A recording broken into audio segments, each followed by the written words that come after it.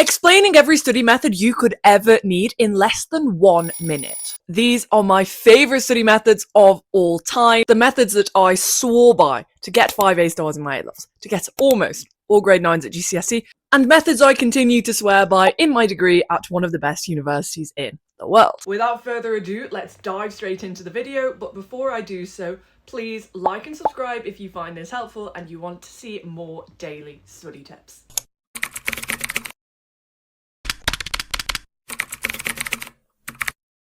One very important component of every single study technique I am about to show you is active recall. Active recall is just the process of actively retrieving information from your long-term memory, seeing what you can remember and what you can't remember. So by nature, this also tests whether you understood the information and whether you properly digested it first time round or whether you had prior to the current revision session. First study technique, flashcards. If you haven't heard of flashcards, you've probably been living under a rock. The idea is that you have a piece of card or online flashcards with a question or a term or a spec point on one side and then the answer or the definition on the other. The best way to use these is to try to answer the information on the front of the card before turning it over. That is the active nature of it. And before I get any comments like, oh, should I write questions? Should I write terms and definitions? It doesn't matter. As long as you are incorporating this active recall into your use of flashcards, it's fine. In addition to this, you also need to make sure you are using some variation of the likeness system. This just means reviewing those cards that you're getting wrong more frequently than others. If you use Quizlet or Anki or another online flashcards provider like Gizmo, this will automatically be built into the system, but if not, you can just have piles of things you got right, things you got wrong, things you were a bit on, and review these cards at various different cadences. Next up, we have blurting, which was probably made popular on StudyTube. This is the idea that you write down every single thing you know about a topic or subject on a piece of paper. That's all there is to it. Whether you do it in mind map form or whether you do it in just a block of text, as long as you are writing down every single thing you know, it really doesn't matter. And the point of blurting is to identify your weakest areas and practice that active recall, strengthen those neural pathways, and make sure you have actually stored information in your long-term memory. So whatever it is that you got wrong or you forgot, you should write in another colour of pen, and you should make an active effort to go and watch a YouTube video on, go and read the textbook on, go and ask your teacher about. Next up, we have the Feynman technique. This study method was popularised by the theoretical physicist Richard Feynman.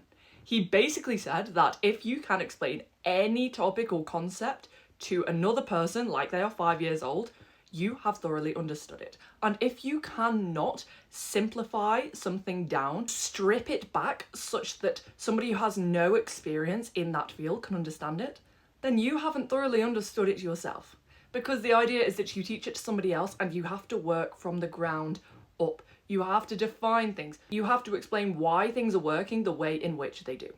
The best way to do this is to teach another person, as you can see here, because inevitably they will have questions, and if you cannot answer those questions, then that demonstrates a gap in your knowledge and understanding.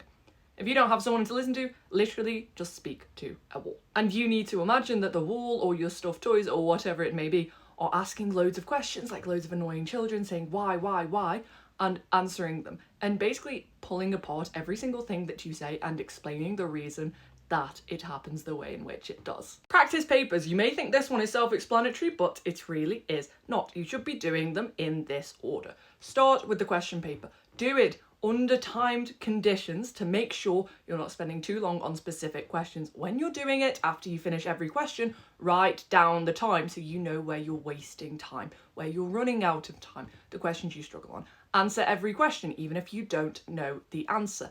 Then you should mark it with a mark scheme, mark it harshly. There is no point in being lenient for no reason. And then refer to the examiner's report, a document issued by the exam board which outlines where the majority of students went wrong, often including model answers as well, so you can learn from other students' mistakes as well as your own. If you do enough practice paper questions, you get to grips with the common phrases used in mark schemes, common things they like to see, common mistakes that are made, and you can make sure you don't make those mistakes in the real exam. The method of loci. This is the idea that you associate different steps of a process or different elements of some sort of theoretical concept to different areas of a room or some physical real world location. This can help you remember the steps to something. For example, if I associated different steps of expanding brackets to different steps I take when making my coffee, it may become easier for me to remember. This method is also called the memory palace. SQ4R, standing for survey, question, read, write, recite, and review.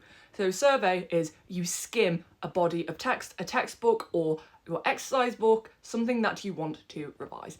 And while you're doing this, you generate questions on that body of text. You don't go into the details. It should prime your brain to an extent and invoke curiosity. It should pique your interest and you should have some sort of questions. You should remember certain things like, oh, I can see photosynthesis here. What was the formula for photosynthesis?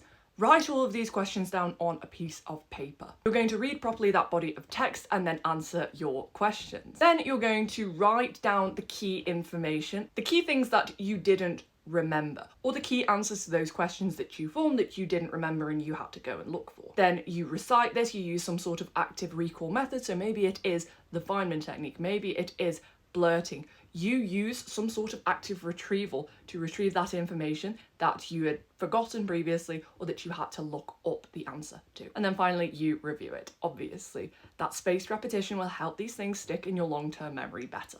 And those are my favourite active recall study techniques.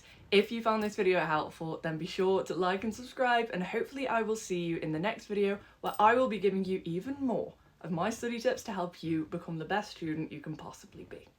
Bye guys, love you!